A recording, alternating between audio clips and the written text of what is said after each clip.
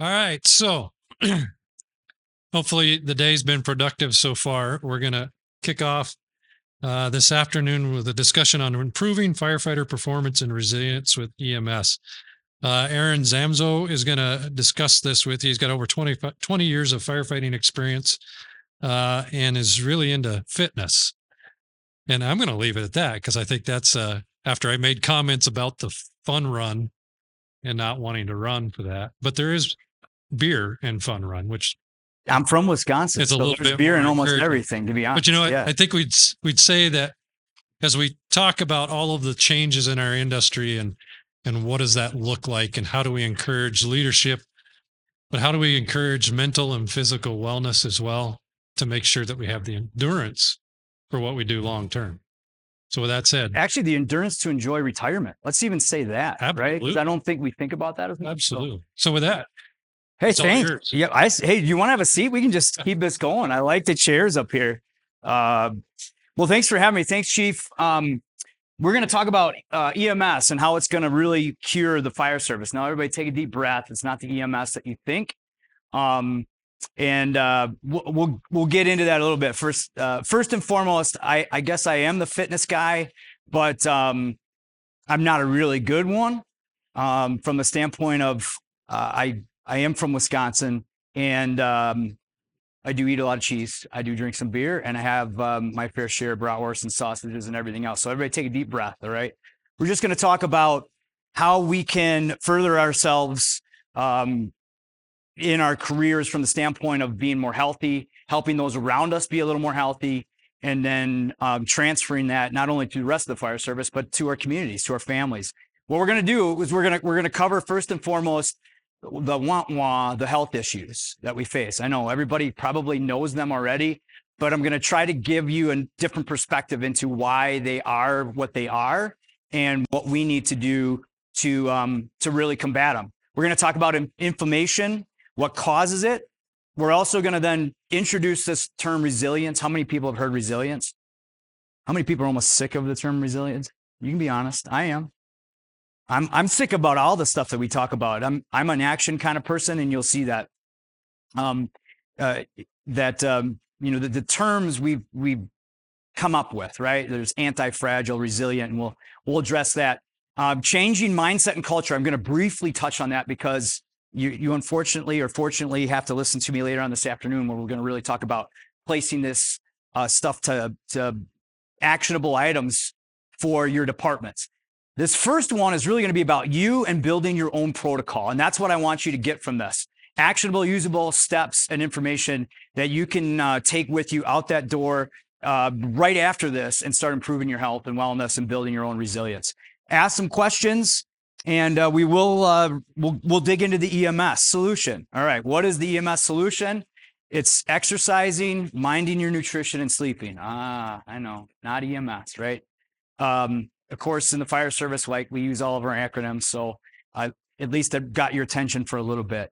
Myself, let me tell you why I suck as a fitness presenter. I like tequila. I like ice cream. I do crush them sometimes at the same time, all right? I do not like burpees. I do not like running. I work out because I have to. I'm not The Rock.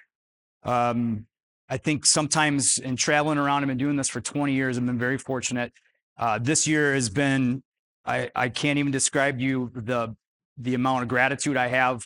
I was at the Rock at FDNY teaching and presenting to them, Orange County Fire, Champaign, Illinois, Belmont, North Carolina. I've been everywhere, which is really great to be back here too. I was up in Bozeman earlier this year. So, but what everybody says is they're like, well, it's easy for you, you're the fitness guy. It's probably twice as difficult for me. Not that I'm going to get any sympathy, but A, I'm expected to be it. And B, I don't really like to do it. So we're all in the same boat here. I hope I did see everybody just kind of breathe a sigh of relief. But we're not going to talk about burpees and quinoa salad. I don't like the shit either, right? So as far as, fitness and wellness, you have to take a step back. You have to look at your own life.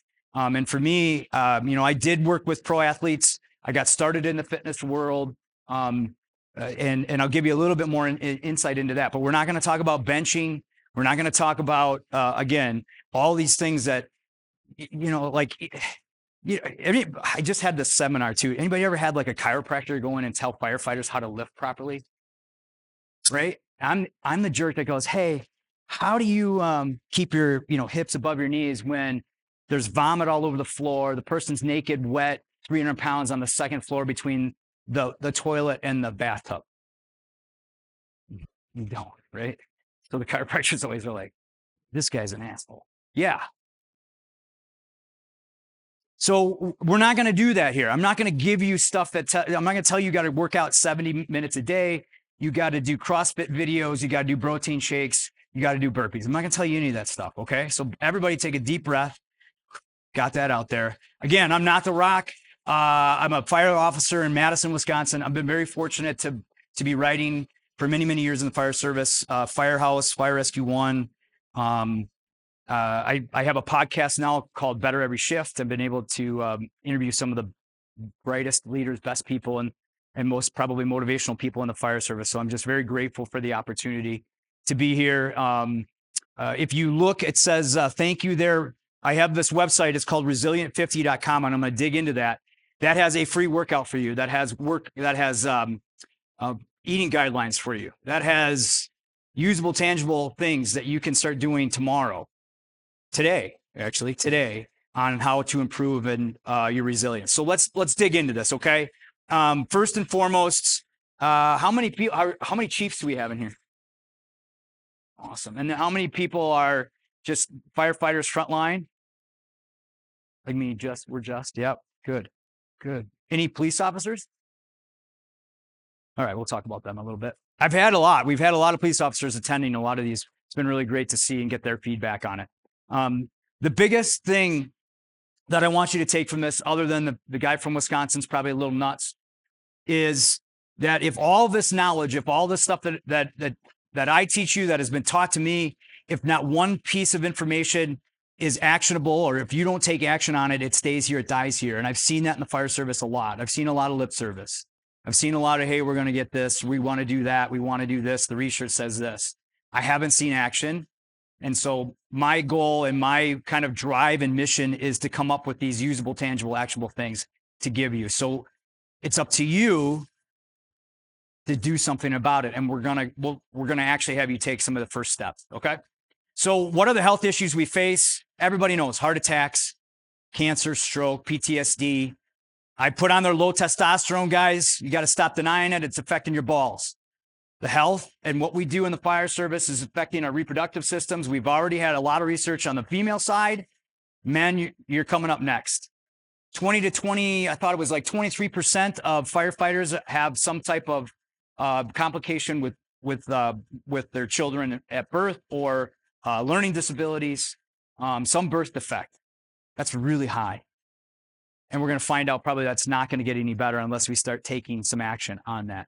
Low T, guys, all of this stuff that's this lack of sleep, the call volumes, dealing with idiots like me if you're a chief, that all adds up.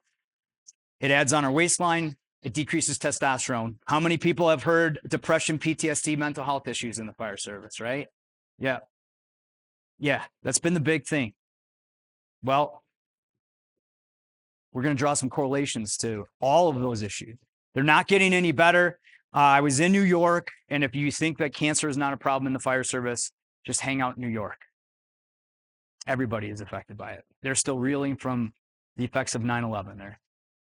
But I think if I asked everybody, do you know somebody in the fire service has cancer? Almost everybody would be able to raise their hand, and that's going to get worse.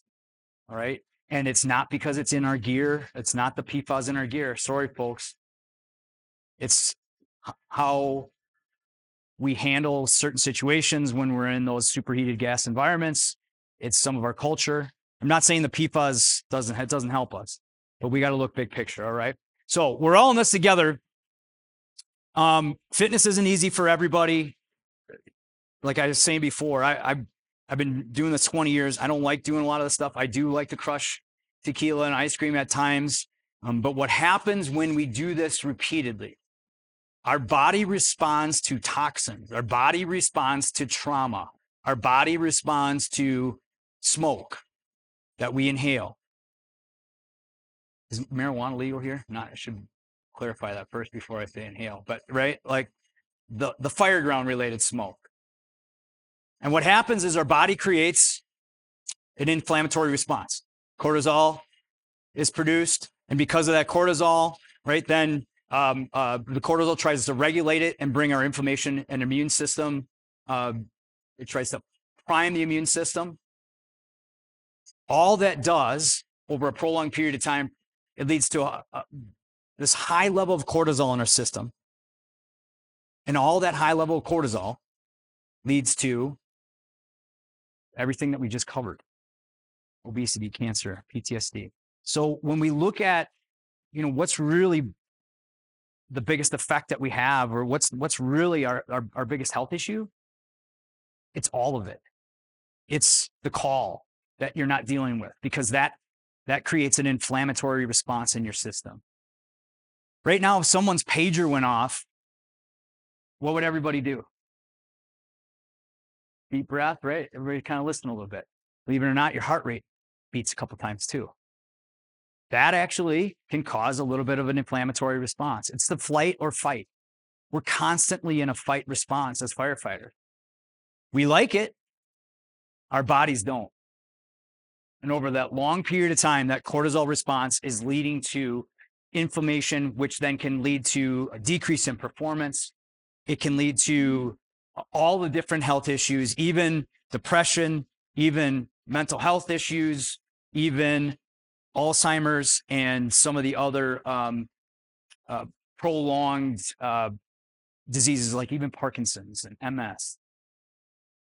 And yes, cancer. So what the real health issue is, again, is it the gear? Yeah, the people in their gear can do some of that stuff. Is it the calls? Yeah. Is it the lack of sleep? Yeah. Is it nutrition? Yeah. Is it a lack of fitness? Yeah. So let's talk about some of the things, though, that we can control. And let's talk about what's really going on within our system first. So we have inflammation. You got the stress response. And look at that list, right? Responses to unmanaged stress, fatigue. How many people are tired sometimes? In the fire service, it's pretty much every day, right? Headaches, problems with digestion, all of those things, reproductive issues. So you have the stress. We think we deal with it, and we'll talk about how we think we deal with it. And then our bodies are saying something totally different. And then what happens is as we continually get more and more inundated with stress, it's this vicious cycle, right? I call it kind of the toilet bowl.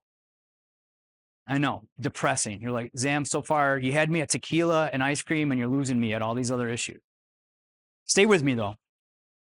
How do we cope, right? We talked about coping mechanisms. So flight or fight response, the trauma of the job, the calls that we see. What do we do in the fire service? Most of the time we laugh, we joke, right? That's usually the number one way to help try to bring us back in and to a stress response, right? Like Stephen Wright said, he used to work in a hydrant factory, but couldn't park anywhere close to the place. But we also do drugs. We drink a lot. We don't sleep as much as we should. We avoid people. We avoid certain situations, right? That happens to us. And of course, it may not be where we are now, but at some point in our careers, we all may feel some of these things or go through some of those things. We eat. And I think a lot of times we don't even deal with it. We just say it doesn't bother us. Physiologically, we know it does. So let's talk about fitness, right? If you're not working out properly or not moving your body, guess what? You're not getting rid of that cortisol response. You're not bringing yourself back down. If you're training improperly, you're probably going to get hurt. Guess what? Adds more cortisol, more stress response. If you're not really rested and you go out and do the WOD, everybody know what a WOD is, workout of the day, which I'm not a WOD fan. It's telling you, right? The person who wrote the WOD didn't know that you had 16 calls yesterday and 4 after midnight and just had 2 jelly donuts as you walked out of the firehouse. That is not the day to go do the WOD. You're breaking your body down. You're adding more cortisol response, inflammatory response. Same thing when you don't work out. weight gain, increased body fat. Body fat actually contains the inflammatory promoting substances. Right? Vicious cycle of all this stuff. And then, of course, we talked about, the injuries that we face. I think the fire service, I was in New York, and these are some of the baddest firefighters on the planet. They're constantly, they're in fires all the time. And a lot of them, as one of my buddies said, they had like prison workouts, right? These guys are huge. And so I was a little intimidated. I'm up on stage and I'm like, God, what am I going to do? What am I telling these guys? Well, as I started to look around, watch them move, they're all in pain. They're all injured. We did a little exercise with them. I had them just get to the floor and stand back up. And it was like 90-year-old people trying to get off the floor. These are some of the baddest firefighters on the planet. We're beat up. I get it. We need to train right. What do most people do when they want to go back to get in shape? You go back to something you did probably 20 or 30 years ago. Didn't work then, right? I was guilty of that for many, many years. So if you're not moving, and not moving properly, you're adding to that inflammatory response. Oh, here's the bad news, folks. All that sugar that you eat, guess what it does? Adds an inflammatory response. We eat that sugar, feel really good. Then we kind of crash. So we either try to have more, but that long sustained reaction is kind of what 10, 15 years into the fire service, you go, oh, shoot, where did these 40 pounds come from? Well, those jelly donuts can add up. Now, I'm not saying don't eat them yet, right? I didn't say don't do anything yet. Just saying, hey, think about that. Anybody ever looked at some of the labels of the food that you eat? Things that we drink? Yeah, there's a lot of chemicals in there. Guess what? Bodies aren't good with those chemicals. Now, if you're looking at me and going, Zim, you've had sodas before. Hell yeah, I have. Yep, I've had energy drinks. But I've learned to cut back on them because of all the different things that we're exposed to. And when you really just start to realize that drink or that soda or whatever that is feels okay now, are there other things that'll help me feel a little bit better? And that's for everybody to decide on their own. For me, I know. I did this experiment on myself. I do a lot of them. I know, I'm a little crazy. You guys probably figured that out already. But I started drinking Diet Mountain Dew. It was about 3 Decembers ago. I was just like, I'm just going to have one a day. 3 weeks into it, I was 6 pounds heavier, and I was having 3 of them a day. Why? Well, my body started to start to crave that sugar, even though they don't have sugar in it, Diet Mountain Dew. And I started eating more. I couldn't eat enough. It also affected my sleep too. So, yeah, I mean, I do stuff like that. I'm like, how does this make me feel? How does this food make me feel? And that's the only, if anything, if you're taking that, be like, sugar doesn't affect me that badly. Take a note once. Ask your family. My mom used to call me all the time. I never figured out. She's like, you haven't eaten anything today. I'm like, why would you say that, Mom? She's like, because you're being a jerk. And she was right. When our blood sugar levels drop, when they spike and they peak, it affects our attitude. It affects not only the way that we think, but the way that we respond to people. We're a little bit shorter. You know what? The same thing happens when we don't sleep. Now, I always love this one because people are like, hey, you can't control when you get called. You can't. No, but there are some things that we're going to talk about that you can control. Poor sleep's associated with higher levels of inflammatory biomarkers. Yep. I mean, there's some research going on about all the different sleep apneas or sleep disorders that we have, the sleep deprivation that we have. There's going to be a lot of stuff talking about sleep schedules. Some of it we can't control, but there are some things we can. The thing to note here is that we actually need sleep to help with that inflammatory response. We need sleep to help clear our lymphatic system, which deals with trauma. But what do we think we need in the fire service?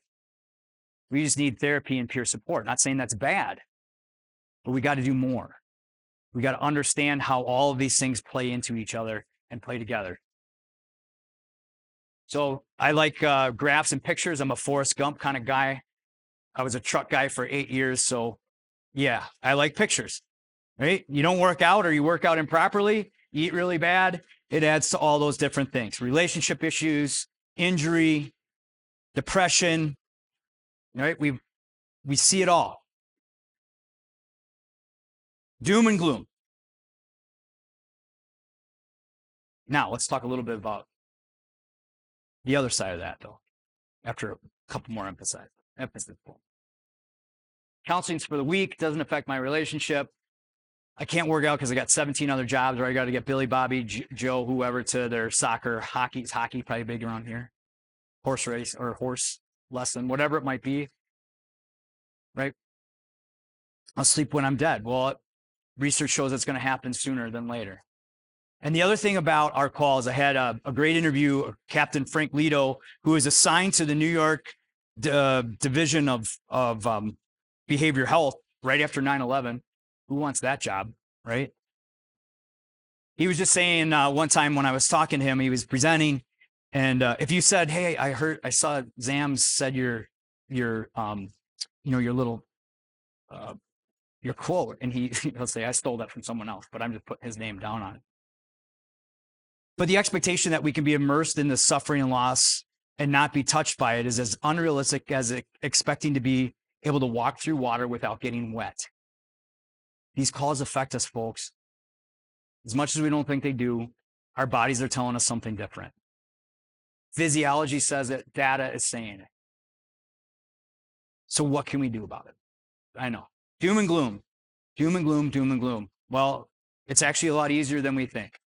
The first thing that we need to do to change culture, which we'll address a little later on today, but the first thing you need to do is change your own culture. How many people have their own health protocol, or like their own roadmap to health? Things that you do every single day to help you be at your best. Anybody have a list like that?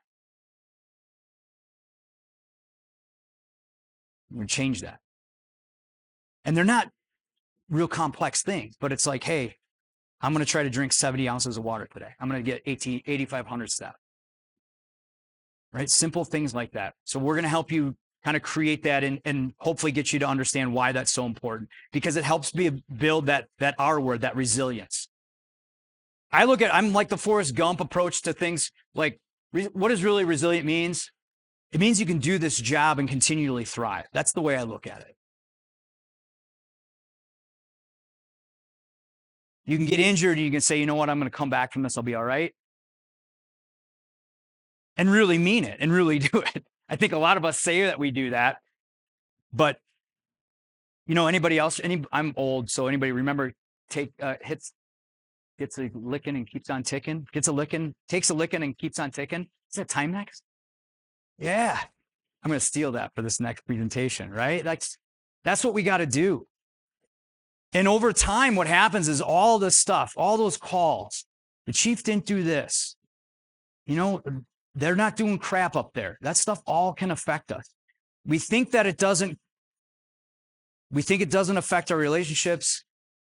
Look, I've been in a room with spouses and significant others of the fire service, and man, it does. It affects everything that we do. So we need to start building resilience, right? Take a licking, keep on ticking. I'm a big Tigger fan, by the way. I don't know where that comes from. His kind of happy-go-lucky attitude. But life's about, it's not about how fast you go. It's just how high you climb. And it's about when you get knocked down, how you can bounce higher.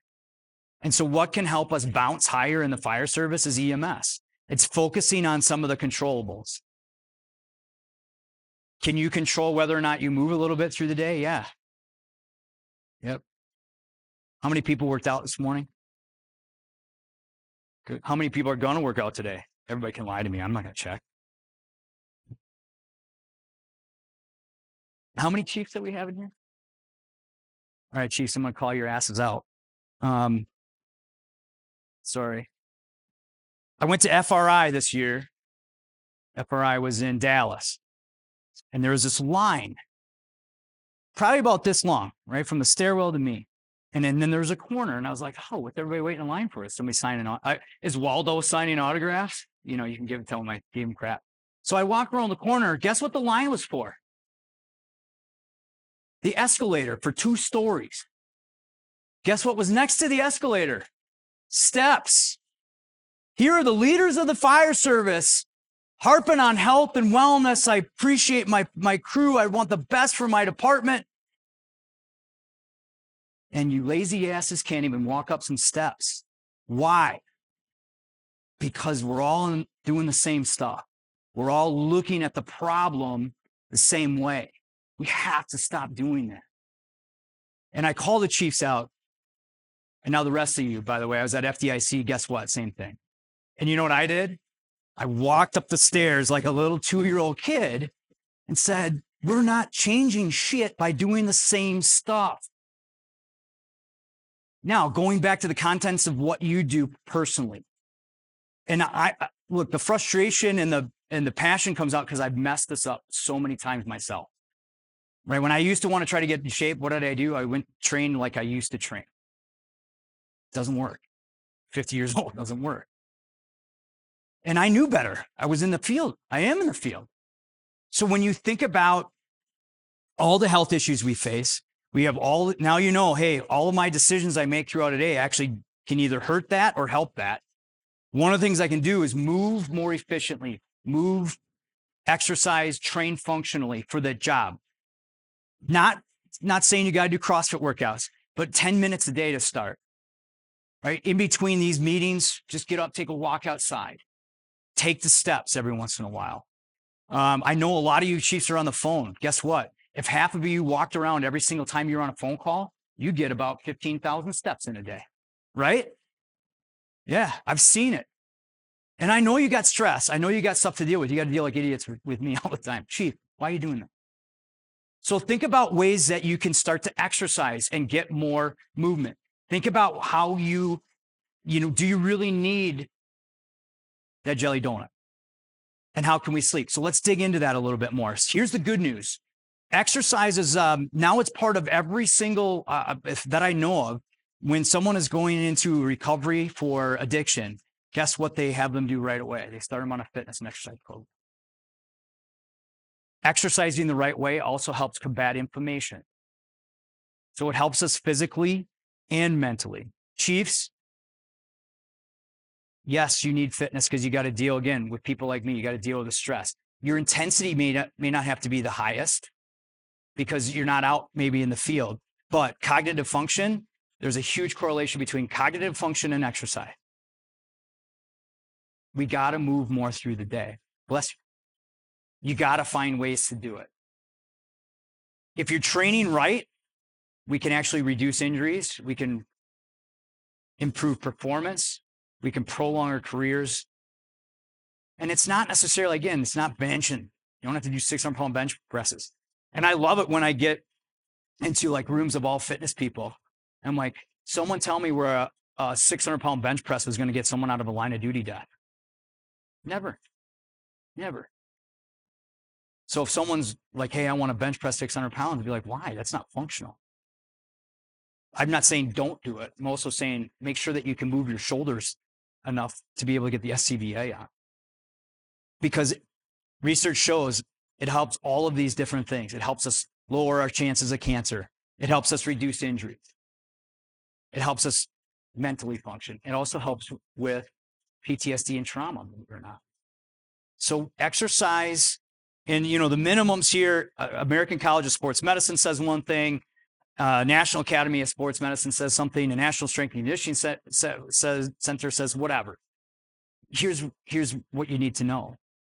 You should do some type of activity, physical activity every single day. Every day. Now, stretching, yoga, foam rolling, deep breathing exercises is exercise. Taking a walk with your dog, that's exercise, believe it or not. You can count that. Walking with the kids, even though you're walking like 2 steps, that counts. I just say 30 minutes a day. Devote 30 minutes a day to your body and your mind. It might be, Zam, I'm going to take a nap. That's okay. But get in that mindset of doing something for your body every single day, because the research says it's going to help on every single ailment that we have in the fire service. Now let's look at nutrition.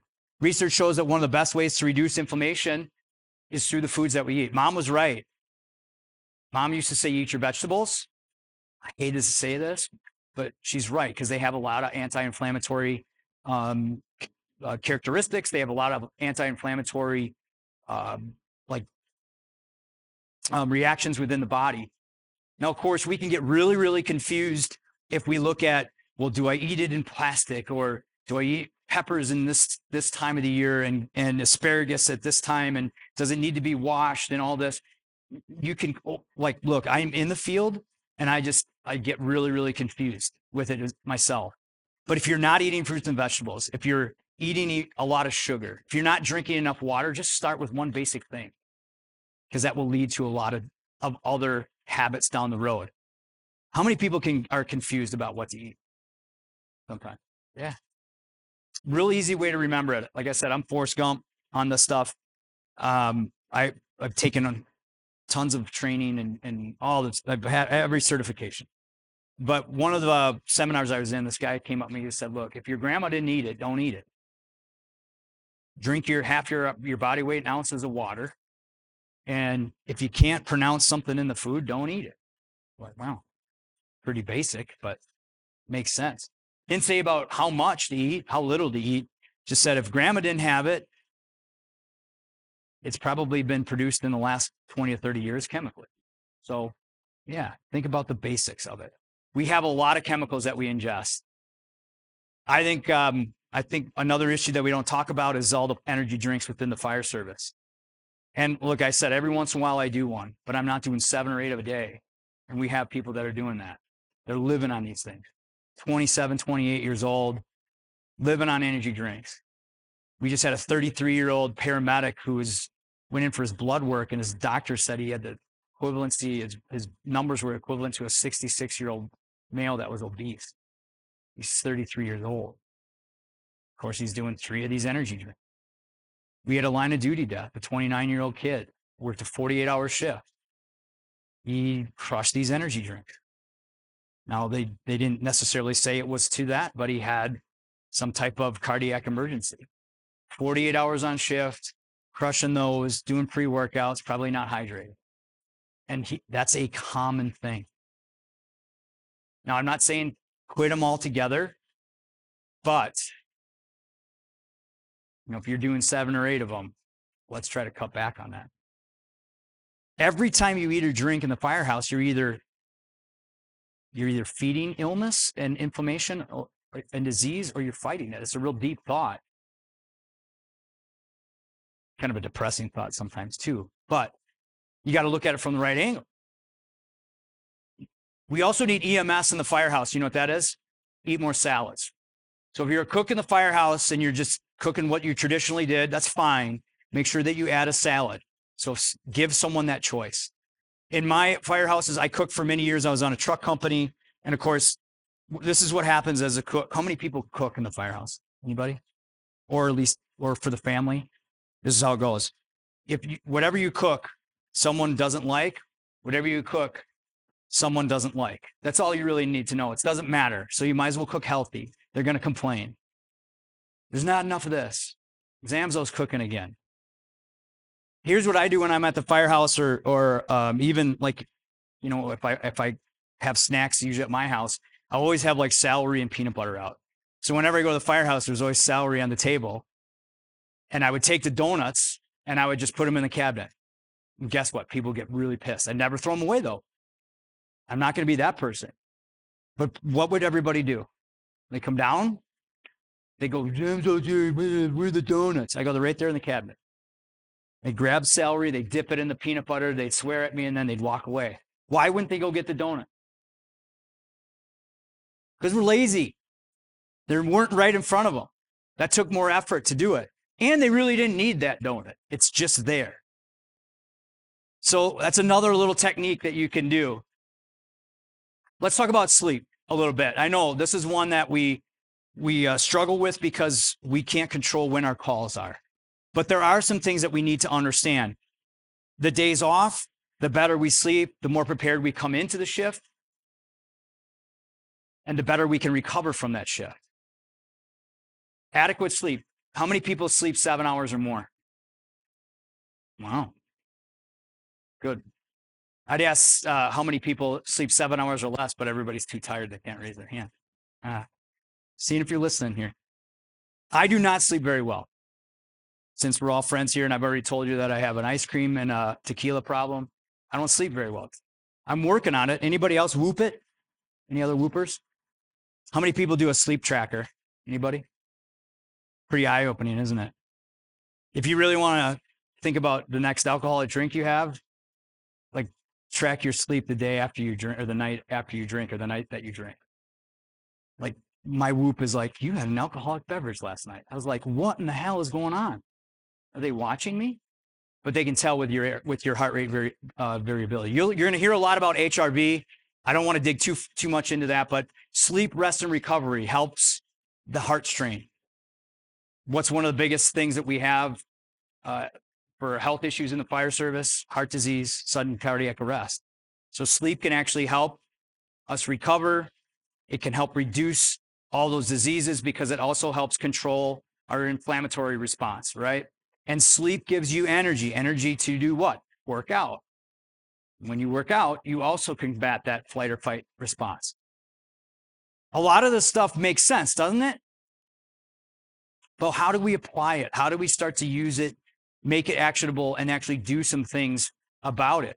Because there's so much stuff that we're inundated with. You know, I'd like to sleep 7 or 8 hours, but I'm at the firehouse, and then I got kids, and I got all these other things, right? There's some things that we can do. I'd like to eat a little bit better, but I just don't know how, right? Or, you know, I don't cook. There's some things we can do. The biggest thing, again, that I want you to take from this is something that you can use. Some tangible, actionable, usable thing. So let's start. Everybody's kind of dozing a little bit. We're after lunch. So here's your first usable thing. Everybody stand up. We're gonna do a burpee. I'm kidding. I don't like burpees. Come on, stand up. So one of the things, remember I was telling you about New York. So in New York, really, really badass firefighters look like 90-year-old people trying to move around. Mobility is one of the first things that we lose. How many people over 50? Right? How many people in their 40s?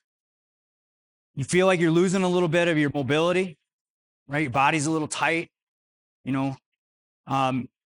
So as far as fireground, like functional fitness and fireground performance, I think what every academy, every chief, every person needs to do is think about how we can move a little bit better. And there's some simple exercises. So I'm going to give you my only dance move, and I'm going to give you something that you can take with us.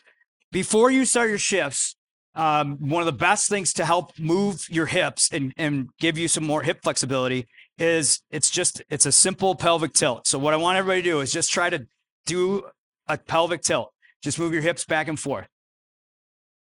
Just simple try it. Now, it shouldn't come from upper body, but just try to rotate your hips. Okay? It's called a pelvic tilt. Back injuries. How many people have back injuries? Anybody's feeling that? Yeah. So all these things come from a physical therapist. He calls this like his golden routine. So he starts with pelvic tilts. You just do 3 of these things, right? Then next thing I want you guys to do is a hula hoop. Simple 3 hula hoops to one side. Yeah, I can see some of you guys don't have any mobility, man. You guys are bad dancers. This is it. So really try to move your hips. You go 3 one way, 3 another way. Now, the reason why hip mobility is so important is every time you step up on that rig, that mobility's got to come from somewhere. So then the other side of this. So you start with 3 pelvic tilts, 3 hulas one way, 3 the other. Now I want you to stagger your hips, just 1 foot in front of the other, and do the same thing. Try to move. Hips one direction, and I can feel it. Like I'm really tight. I was on an airplane last night, got in at 12:45 in the morning, and then go the other direction. And then switch. And really, when you focus, just think, I just want my hips. So I put my hands on my hips because I want my hips to move. And on days after travel, man, I am like a brick. I can't do it.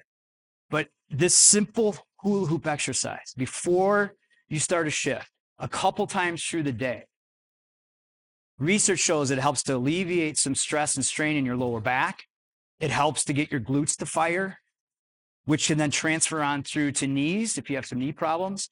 But most importantly, you'll stop feeling that tension here in your low back.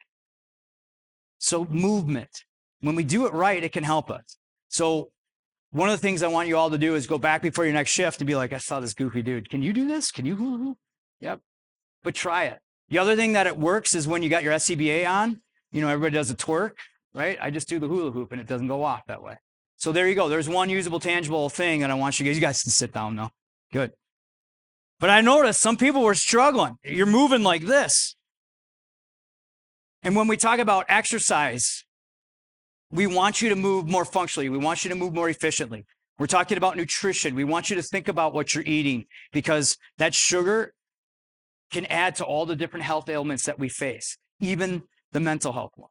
Sleep, when you're like, I don't need sleep, you do. It brings your body back to reset.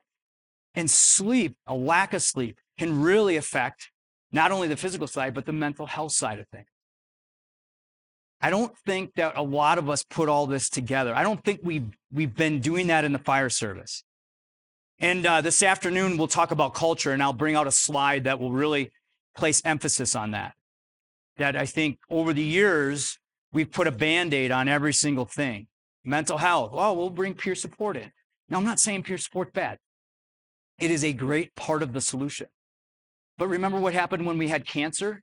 What's the first thing we did? Everybody got cancer wipes, right? Anybody read the label on those cancer wipes? Oh, cancer-causing agents with the cancer wipes.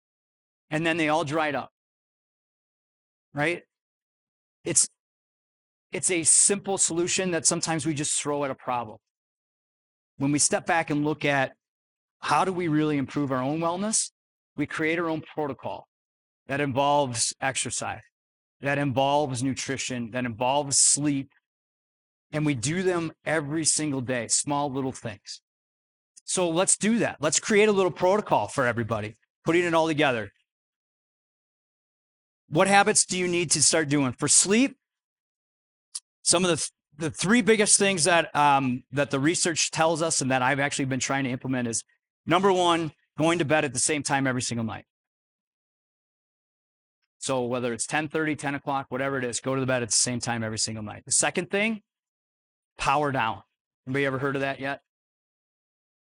30 minutes before you go to sleep, no cell phone, no computer, no TV. Power down. There's something with the blue lights that can affect our sleep patterns. Now, there's also some research out there that's saying it's maybe not the blue lights. It's just the excitement that we get from all the different, stimuli. But powering down is another big thing. Napping. Love naps. They're actually good and useful for you. So chiefs, when your people are napping. Now, of course, we're firefighters, so, an 8-hour nap is not good for us, right? Yeah. We have a tendency to do the extreme in the fire service, don't we? I got a call. How many people have heard of the ice bath stuff? Mm-hmm. I think a chief called me and they're like, my ice machines are breaking all the time, $750 every single time because you morons keep packing the ice and doing the ice bath. Well, the research on the ice bath is pretty promising, but not probably for what we do. Because what do we do in the fire service?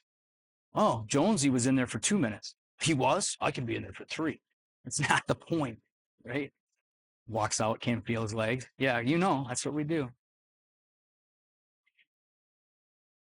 So I mentioned creating your protocol. Why? Over the 30 years that I've been doing this, I've had a really, really great run at, I've had a lot of people do some amazing things. Quit drinking, beat cancer, lose 150 pounds, make the NFL, make the NBA, 10-year career in the NFL. The guy's no bigger than me. And one of the consistencies of all those people that have had success wasn't their program, wasn't me, to be honest. It was that they did something every single day. They had their protocol, right? When you go to the firehouse, when you go on shift, what do we have? We have a checklist. You got to do this. You got to check your SCBA. You got to check your gear. What I'm challenging you all to do is create your own little health protocol. Take 3 or 4 things every single day, because that's what's going to lead to building resilience. It's not about losing 30 pounds. It's not about, looking like you can, go into the calendar, and we'll address that in the next presentation too. It's just about doing something every single day to make you a little bit better, to deal with the stresses of the job. So from the standpoint of improving performance and resilience with fitness, we had talked about do something every single day, 30 minutes every single day. Now for me, I have a program where I follow a workout A, and then I'll do B on the next day. And on my off days, I take my dog for a walk and I do the hulas and I stretch a little bit. There's an app called Pliability app. I believe, like, just like everything else, I don't like stretching, but I know I need to do it. So this Pliability app, I got it for our firehouse, and my crew will go and they'll use it. They're 10-minute, 24, 30-minute like stretching sessions that you can put up on the TV. And I was amazed at how many people will do that on shift. So Pliability app, some yoga routines. A lot of people know who Adrienne is. She's a yoga person on YouTube. I'll see a lot of people following her. Finding some ways to get more exercise and movement into your day. The older you get, the more you need to focus on mobility, which means being able to throw stuff around and step down and pick it up. But we talked about stepping up on the truck. 82 times I stepped up on the other day. Now, if that mobility doesn't come from my hips, if my hips aren't mobile enough, guess where that comes from? It comes from my low back. So that leg's got to get up there, and then I got to grab the handle. Now I got weight on me. It's no wonder that we're getting a lot of back injury. So that hula hoop now, let's break down that hula hoop. We're giving you more hip mobility to help you do things like this, to help you step off the rig, to help you step onto a curb. So when you talk and look and think about your exercise, it should help you improve your performance. It should help you reduce injuries, and it should help you prolong your career. And to do that, you need to make sure that you're training functionally and you're focusing on mobility. This is one of the best things that I could find for functional training, the definition. And we're going to talk about building culture. And one of the best things to do for building culture is holding people physically accountable for the job. I know a lot of people are like, uh-oh, he's going to hit that. He's going to go for it. Yeah, this afternoon we will. But we're also going to talk about training functionally. And what is that? It's just training yourself for the stuff you do every single day. And, with the main goal to improve performance, reduce injuries, and prolong your career. And I'm jumping over this stuff a little bit because we're going to address it a little bit more when we talk about culture change. But when you have a fitness program, and if you aren't following a fitness program, again, that r50challenge.com, you'll get one from me. It takes all these into consideration. Full body training, cardio training, mobility training, and then also understanding recovery. The problem I see in the fire service is that we have one level of intensity that's high. So when we work out, everything's got to be a workout. If I'm not sweating and my muscles aren't shaking, it's not a workout. We have to get out of that. My pro athletes, if I were to train my pro athletes like that, they would have fired me because they need recovery.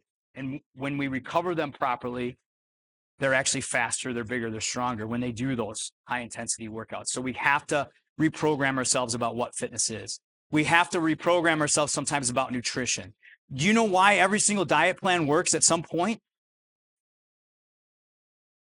Low carb, high carb, protein, no protein, right?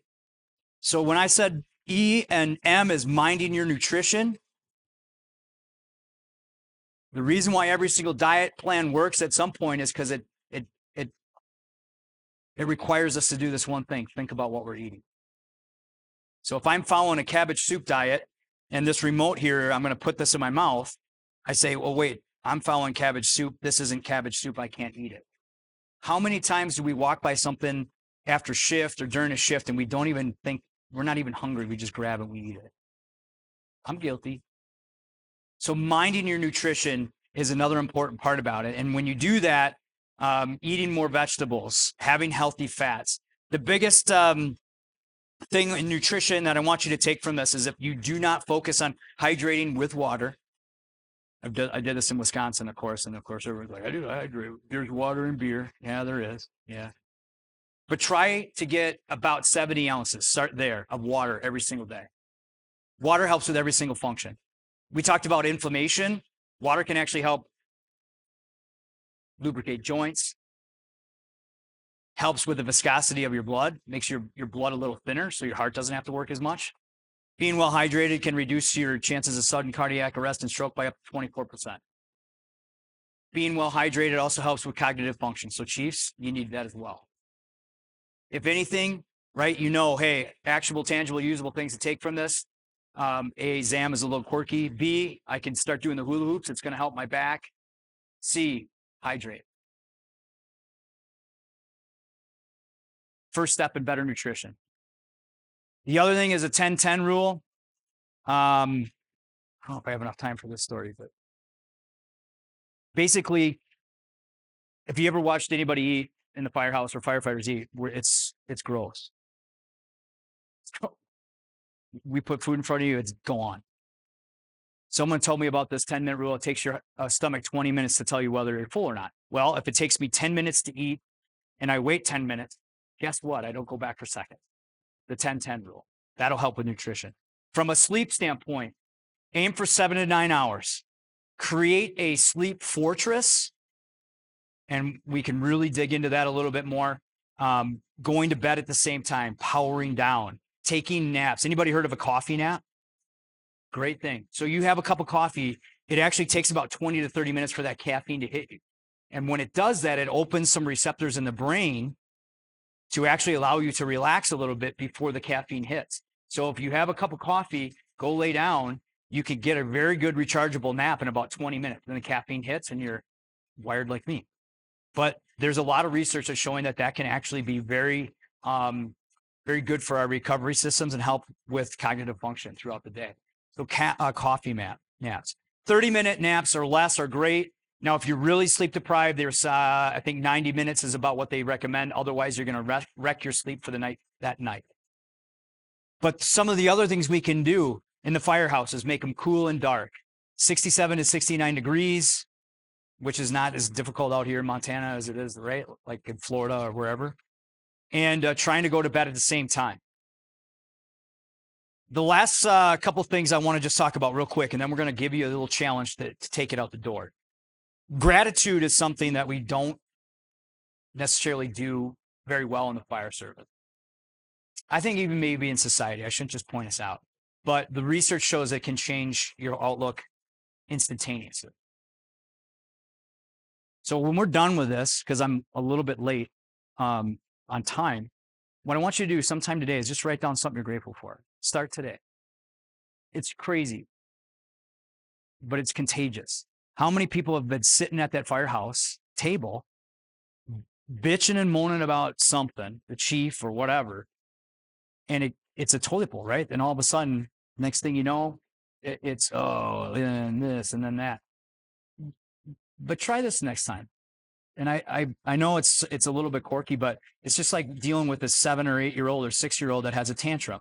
You start having a tantrum, you ask them something they like. They're like, I like ice cream. They're like, well, let's go see if we can find ice cream.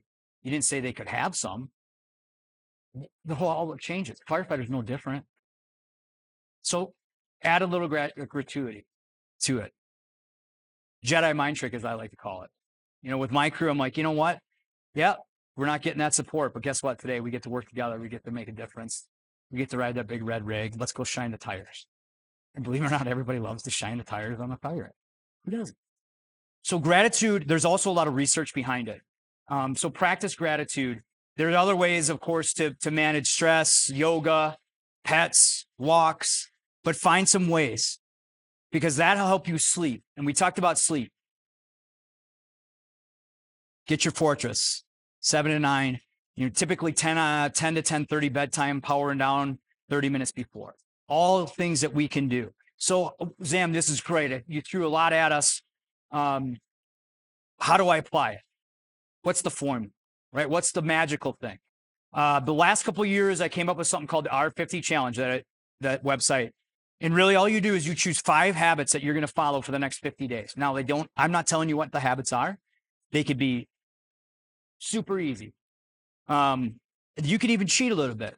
So for instance, if you want to do 30 minutes of exercise today, every single day, and you want to get 7,500 steps, guess what? If walking is your exercise, you're killing 2 birds. But you're getting movement. If you want to hydrate, choose that. If you want to practice gratitude, choose that. But it's all about creating your protocol, your own protocol. What makes you a little bit better? What makes you perform a little bit better? What makes you feel a little bit better? Because that is going to help you build resilience when the shit hits the fan. Don't think about long-term, big picture. Think about what can I do today? So far, if everybody put on here on their list that they were going to do hula hoops every single day to help with their back pain, you could check that off the list. If everybody said they were going to practice gratitude and you thought of something, you wrote it. You got to write it down though for the gratitude, by the way, for it to count. You just check that off the list. If you go for a walk outside for 10 minutes and that's on your list, you check that off the list. But guess what? Checking shit off a list, pardon my friend, but if checking stuff off the list gives you a dopamine rush, it helps you combat with some of that inflammation, believe it or not. So start challenging people around you to do the same thing. Challenge people to do these little 50-day culture changes, as I like to call them. I've had some really cool people email me. So the other side of this is I'm so dedicated to, I shouldn't say dedicated. I'm crazy about this, man. It's kind of a mission. So if you are in this audience right now and you do five things for 50 days, I will send you a challenge coin. No questions asked, no money. I don't want anything. You're just going to be joining what I call the Misfit Nation. And I talk about it a lot on the podcast, Better Every Shift. We have a lot of people that are kind of fit that mold. And I think you all are here. So you fit that bill as well. You want to improve. So just create your protocol and start taking action. Usable, doable things, right? Be the change. That's all the time I got. Anybody got questions on anything? I'll be sticking around. You're going to hear me again. Thank you guys for the attention. Thanks for humoring me with the hulas. But I'm not kidding, man. That thing, it helps you dance, but low back injuries, that was taught by me from a physical therapist back down in Wichita. He's on one of our committees with the First Responder Center for Excellence. And he just says, that's the first thing we do. Because when you do have back pain, you lose your hip mobility. And we need that on the fire ground. So, the other thing about hydration, you will feel better. If you have digestive issues, water. If you have joint problems, water can help with that. And if you start focusing on sleep, you'll start to see, hey, like for me, my 50, right after New York City, there's a group of us that did a 5 for 50, and my 5 are simple things like gratitude. I'm monitoring my sleep. I haven't made any changes yet, but it's really evident that I need to because I'm not very good at it. Hydration, 30 minutes exercise. So choose 5 things. Challenge your crew. Challenge your table.